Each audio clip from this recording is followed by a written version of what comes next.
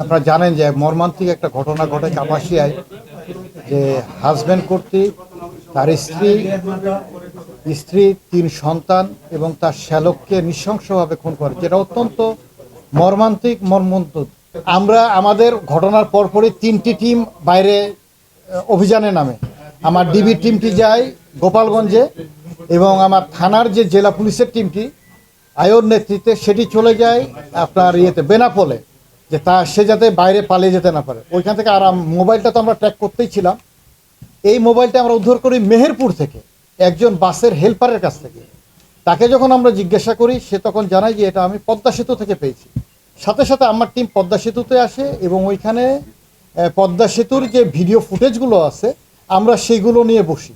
এইটা চেক করে তখন আমরা দেখতে পাই যে একটি প্রাইভেট কার থেকে একজন ব্যক্তি নামছে, নামার পরে তার হাতের ব্যাগটি রাখছে ওই ফুটপাতের উপরে এবং তার মোবাইলটি রাখছে। 1.5 থেকে 2 মিনিট সে ওইখানে অপেক্ষা করার পরে সে রেলিংয়ের উপরে উঠে এবং নদীতে ঝাঁপ দেয়। আমরা এই পর্যন্ত পেয়েছি।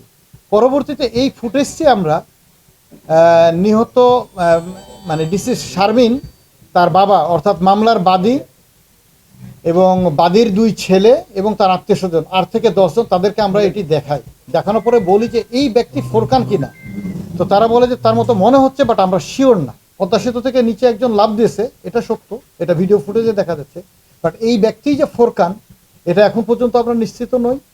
আমরা বিভিন্ন থানায় মেসেজ দিয়েছি যে যদি কোনো পাওয়া যায়, কোনো লাশ পাওয়া যায়, ডিএনএ টেস্ট করলে তখন আমরা কনফার্ম হইতে পারবো যে সেই ব্যক্তি ফোরকান। বাট তার আগে পর্যন্ত বলা যাচ্ছে না যে এই ব্যক্তি ফোরকান। আমরা লাশটি পাই নাই, আমরা শুধু দেখছি যে এক ব্যক্তি পদ্মা সেতু থেকে নিচে ঝাঁপিয়ে পড়েছে, বাট কোনো লাশ পাওয়া যায় না।